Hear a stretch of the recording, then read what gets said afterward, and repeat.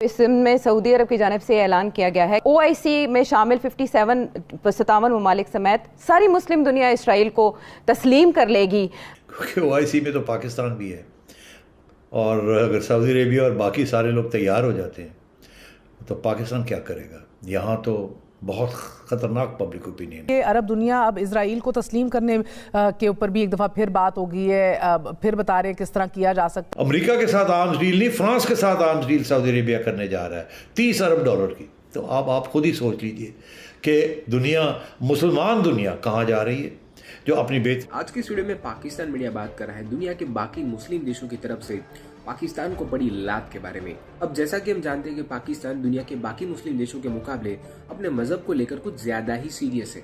पाकिस्तान को छोड़ के दुनिया में 57 मुस्लिम देश है, पर कोई भी देश इतना शोर नहीं मचाता जितना पाकिस्तान मचाता है। आपको बता दें कि इसराइल को दुनिया के सभी मुस्लिम देश अपना दुश्मन मानते थे, पर वक्त के साथ सभी मुस्लिम देशों को धीरे धीरे अकल आ रही है और उसके साथ इसराइल के साथ अपना रिश्ता ठीक करने में लगे हुए हैं।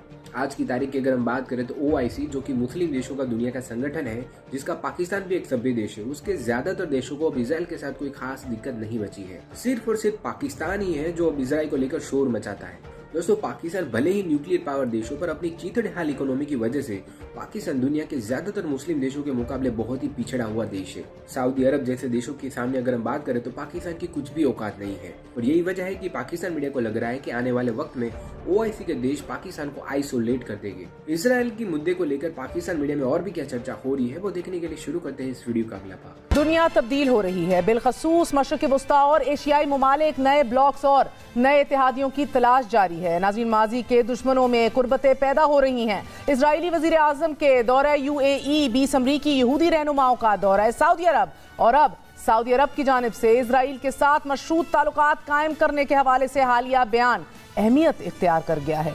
तुर्क नशरियाती इदारे अनातुलू की रिपोर्ट के मुताबिक अक़वाम मुत्तहिदा में सऊदी अरब के मुस्तकिल मंदूब अब्दुल्ला अल मौलमी ने अरब न्यूज़ को इंटरव्यू देते हुए कहा है कि अगर इजराइल फ़लस्तीनी इलाकों पर 1967 में किए गए कब्जे से पीछे हट जाए तो सऊदी अरब समेत 57 इस्लामी ममालिक इजराइल के साथ ताल्लुकात मामूल पर ले आएंगे। मशरिक़ वस्ता में अरब दुनिया और इजराइल ईरान के खिलाफ एक ब्लॉक की सूरत में इकट्ठे हो रहे हैं, तो एशिया में पाकिस्तान, चीन और रूस को अमेरिका मुखालिफ ब्लॉक के तौर पर लिया जा रहा है, जबकि अमेरिका पाकिस्तान की बजाय खित्ते में हिंदुस्तान को ज्यादा अहमियत देता आ रहा है। मिडिल ईस्ट की जिसमें बड़ी तब्दीलियां, बड़े चेंजेस देखे जा रहे हैं। हम UAE की पॉलिसी देखें या सऊदी अरब की पॉलिसी, इसराइल की जानिब कुछ नरम पड़ती दिखाई दे रही है। और सेठी साहब, इसमें सऊदी अरब की जानिब से ऐलान किया गया है कि अगर 2002 का जो पीस इनिशिएटिव था, प्रपोजल, उस पर इसराइल अमल कर लेता है तो OIC में शामिल 57 ममालिक समेत सारी मुस्लिम दुनिया इसराइल को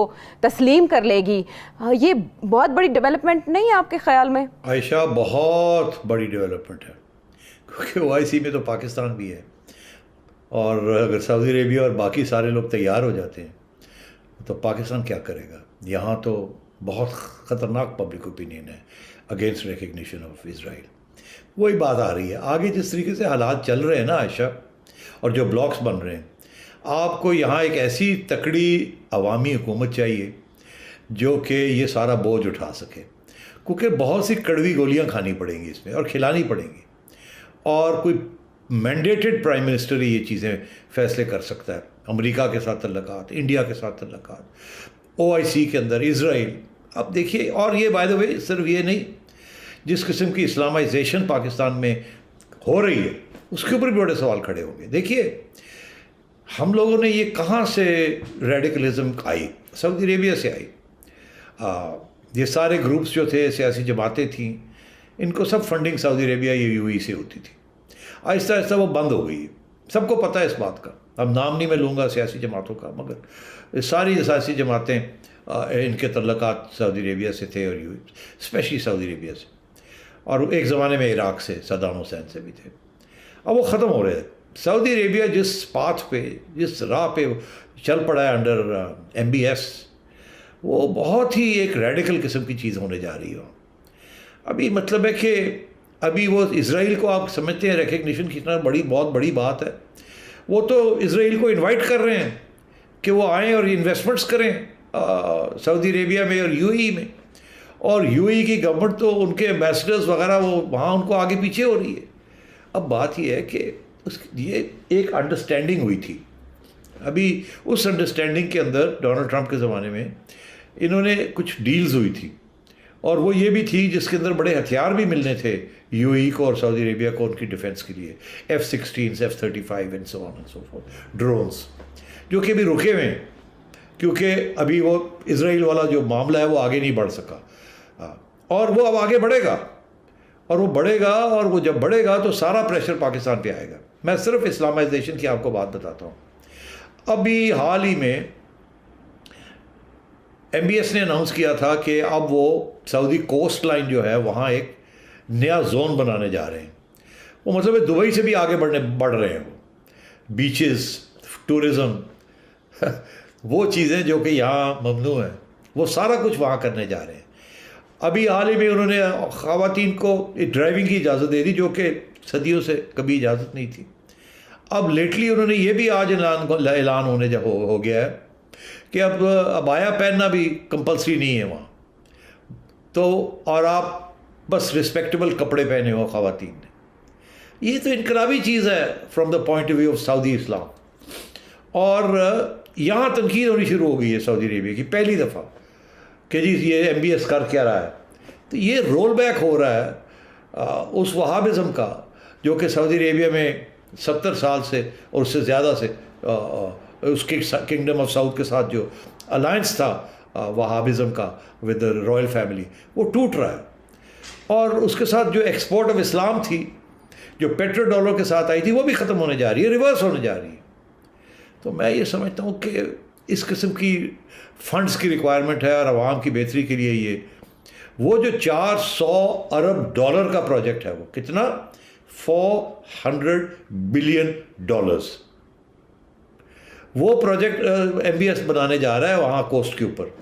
वहाँ एक नई दुनिया बनाने जा रहा है लेजर के लिए, टूरिज़्म के लिए। Tourism is the biggest industry in the world right now. ये कोविड की वजह से थोड़ा सा नुकसान हो गया, मगर ये अब जब जैसे साइंस तरक्की करेगी और ये कोविड की पाबंदियाँ भी आहिस्ता आहिस्ता 1-2 साल में ख़त्म हो जाएंगी, तो ये सारी जो है ना सर्विस इंडस्ट्री की तरफ जा रहे हैं। और वहाँ वो सबसे पहले उन्हें इस बात का एहसास है कि हमारी तरफ से जो रेडिकल एक्सट्रीमिज़म और जो इस्लाम के एक्सपोर्ट करते रहे और जो प्रोपेगेट करते रहे सियासी तौर पे एक मज़हब को, वो अब बंद करनी पड़ेगी। और यहाँ बिल्कुल उल्टा हो रहा है। यहाँ मज़हब को सियासी तौर पे इस्तेमाल किया जा रहा है, सिंगल नेशनल करिकुलम और TLP और इस किस्म की चीज़ें। तो बात यह है कि बहुत अहम डेवलपमेंट्स होने जा रही हैं मिडल ईस्ट में, और आप तैयार नहीं हैं उसके लिए। और यहाँ इतना रिएक्शन आएगा क्योंकि आपने अपनी आवाम को तैयार ही नहीं किया इन चीज़ों के लिए, और यहाँ कोई तगड़ा लीडर नहीं है जो कि आवाम को तैयार करे इन चीज़ों के लिए, जिसमें आपकी रियासत की और आपकी मुल्क की बेहतरी है। मगर आप जो है किसी और तरफ जा रहे हैं। और आप देख लीजिए, जिन लोगों के पास पैसे हैं, तेल है, उनको भी नज़र आ गया है कि आगे अब क्या करना है।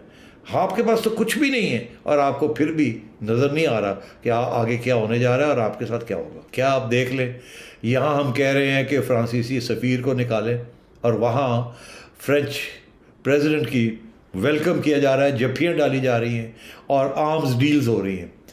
अमेरिका के साथ आर्म्स डील नहीं, फ्रांस के साथ आर्म्स डील सऊदी अरेबिया करने जा रहा है $30 अरब की। तो आप खुद ही सोच लीजिए कि दुनिया, मुसलमान दुनिया कहाँ जा रही है, जो अपनी बेहतरी के लिए क्या सोच रही है और आप कहाँ खड़े। ठीक है, अरब दुनिया अब इजराइल को तस्लीम करने के ऊपर भी एक दफ़ा फिर बात हो गई है, फिर बता रहे हैं किस तरह किया जा सकता है। तो अब तो सऊदी अरब का भी बयान सामने आ गया है। ये ठीक है कि शराइत लगाई गई हैं, और अगर सऊदी अरब इजराइल को हाइपोथेटिकली तस्लीम कर लेता है, पाकिस्तान का क्या मौक़िफ़ होगा फिर? Do we still stand way we stand, या हमें भी नजरसानी करनी होगी? नहीं, हमारा बिल्कुल वही मौक़िफ़ है। ये तो वज़ीर आज़म ने बिल्कुल वाज़ेह कर दिया है कि we stand for the Palestinian right two state solution की। उस पर हमारी तो कोई चेंज नहीं। मगर राउंड अप तो एंड ऑफ द डे, जिस तरह आपने कहा, बात सही है, पैसे के ऊपर है ना। जब तक हम मुईशत सही नहीं करते सर, यमन के ऊपर सऊदी अरब को हमारा मौक़िफ़ अच्छा नहीं लगा, we were in trouble. UAE की हुबरा हंटिंग के ऊपर हमने स्टैंड लिया, हमें कीमत अदा करनी पड़ गई। सो आई मीन, ये दीज आर रियलिटीज। हाँ, तो ठीक है आपकी बात। तो मैं तो यही आपको कह रहा हूँ कि फंडामेंटली तो वो चीज़ चेंज होने वाली है ओवर द मीडियम टर्म इंशाल्लाह। लेकिन सिर्फ पैसे की वजह से ये भी नहीं है कि आप अपने नेशनल इंटरेस्ट ही कॉम्प्रोमाइज करते चले। एंड पाकिस्तान ने एक्चुअली ऐसा नहीं किया ये इस केस में जहां हमें खड़ा होना होता है अपने पोजीशन पे। हाँ, कई दफा आई एग्री, बिल्कुल। हाँ। आप 9/11 के बाद के कुछ वाकयात देख सकते हैं, कुछ और मौके। ठीक है सर, मेरे पास वक्त की कमी है, मुझे बताइएगा कि OIC का इजलास होने जा रहा है, अफगानिस्तान के ऊपर अहम तरीन आज बैठक हुई है। मुझे बताइएगा कि ये OIC तो एसेंशियली टूथलेस हो चुका है। What are we expecting? Winter आ चुका है अफगानिस्तान के अंदर sir, I mean it's got pretty bad. हम क्या करेंगे? हम एक्सपेक्ट क्या कर रहे हैं? अमेरिका को हम कन्विंस नहीं कर पा रहे, इधर OIC इजलास हम बुला रहे हैं। देखिए, कमिटमेंट तो है, इंशाल्लाह आपको मेरा ख्याल है नजर आएगा। Again it depends on the countries, लेकिन मेरा ख्याल है प्लेजेस भी नजर आएंगे, कमिटमेंट भी नजर आएगी, तभी ये सेशन हो रहा है। पाकिस्तान ने इतना अहम किरदार इसमें अदा किया है, लेकिन मैं इसमें जो असल प्रॉब्लम है ना वो वेस्ट का है। वो बैंकिंग चैनल्स नहीं चलने दे रहे, वो जब तक नहीं चलेंगे लिक्विडिटी नहीं आएगी, वहाँ पैसे पहुंच नहीं रहे। UN वगैरह भी बोरियों में वो पैसे लेके जा रहे हैं। ये जब तक वो मामला ठीक नहीं होगा, ये बहुत ही मुश्किल है इस पीरियड में